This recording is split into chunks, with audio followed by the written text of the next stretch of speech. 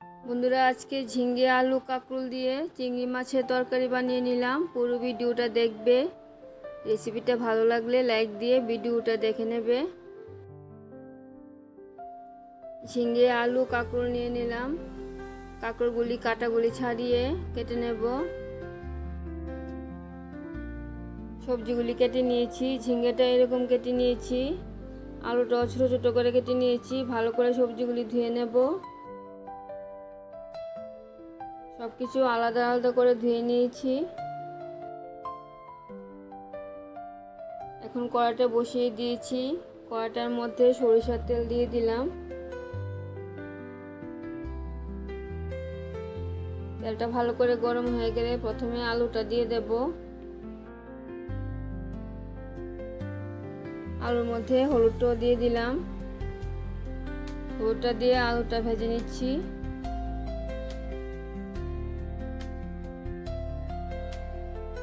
আলুটা হালকা ভেজে নিয়েছি। এখন কাঁকরোলটা দিয়ে দেব।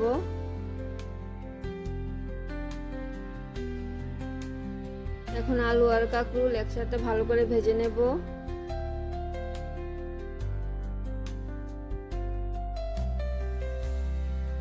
আলু আর কাঁকরোল ভালো করে ভেজে নিয়েছি, নামিয়ে নেব।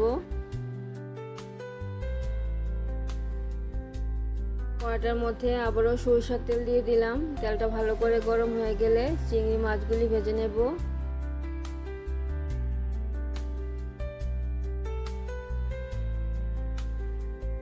তেলটা গরম হয়ে গেছে, চিংড়ি মাছগুলি দিয়ে দিলাম।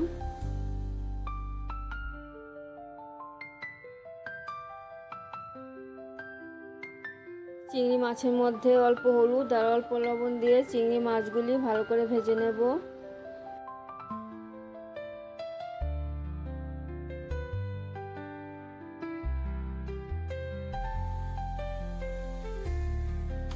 কিছু কাঁচা লঙ্কা নিয়ে নিলাম। কাঁচা লঙ্কাটা পেস্ট করে নিচ্ছি। কাঁচা লঙ্কার ঝালটা তোমরা যেরকম খাও সেরকম দিয়ে দেবে। চিংড়ি মাছগুলি ভাজা হয়ে গেছে, নামিয়ে নেব।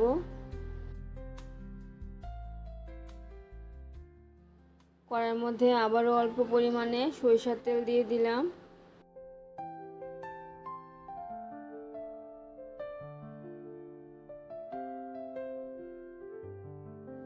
তেলটা ভালো করে গরম হয়ে গেলে ফোড়নে দিয়ে দিলাম কালো জিরে, মেথি, তেজপাতা, শুকনো লঙ্কা। ফোড়নটা তোমাদেরকে দেখাতে পারলাম না, ভুলে গেছিলাম। আর মশলা নিয়ে নিলাম জিরে গুঁড়ো, সামান্য কাশ্মীরি লাল লঙ্কার গুঁড়ো। ফোড়নটা ভাজা হয়ে গেছে, মশলাটা জল দিয়ে গুলে দিয়ে দিলাম। মশলাটা ভালো করে কষিয়ে নেব। মশলাটা কষিয়ে নিয়েছি। কাঁচা লঙ্কার পেস্টটা দিয়ে দিলাম। কাঁচা লঙ্কার পেস্টও মশলাটার সাথে একটু কষিয়ে নেব। মশলাটার মধ্যে হলুদটা দিয়ে দিলাম।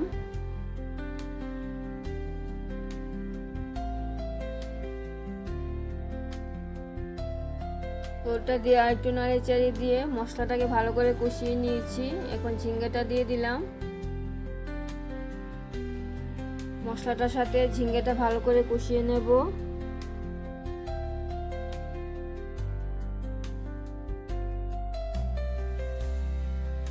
ঝিঙ্গেগুলি একটু কষিয়ে নিয়েছি। সামান্য জল দিয়ে ঝিঙ্গেটা আর একটু কষিয়ে নেব।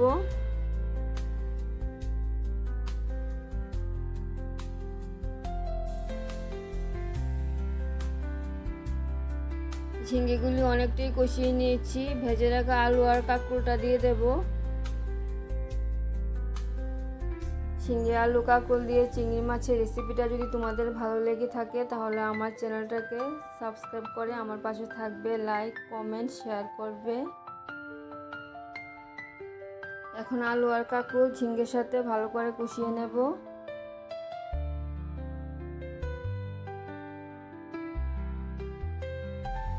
ঝিঙ্গে আলু কাঁকরোল অনেকটাই কষিয়ে নিয়েছি। লবণটা দিয়ে দিলাম। লবণটা দিয়ে আরেকটু নাড়িয়ে চাড়িয়ে দিয়ে ফুটানো গরম জল দিয়ে দেব।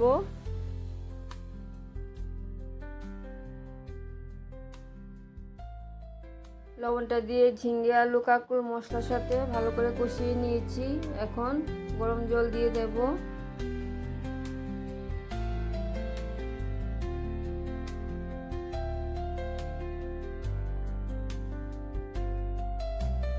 আমার প্রয়োজন অনুযায়ী ঝোলটা দিয়ে দিচ্ছি। তোমরা যেরকম ঝোল রাখতে চাও সেরকম রেখে দেবে। ঝোলের মধ্যে লবণটা দিয়ে দিলাম। ঝোলের সাথে ঝিঙ্গে, আলু, কাঁকরোল ভালো করে সিদ্ধ করে নেব।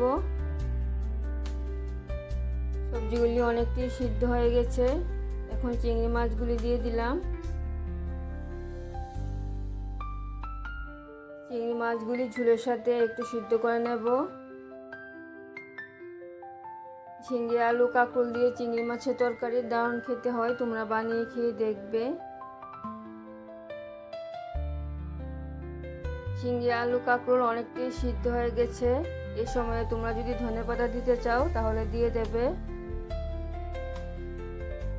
রেসিপিটা দারুণ খেতে হয়েছে। রান্নাটা আমার একদম কমপ্লিট হয়ে গেছে। আবার দেখা হচ্ছে পরের ভিডিওতে। সবাই ভালো থাকবে, সুস্থ থাকবে। ধন্যবাদ সবাইকে।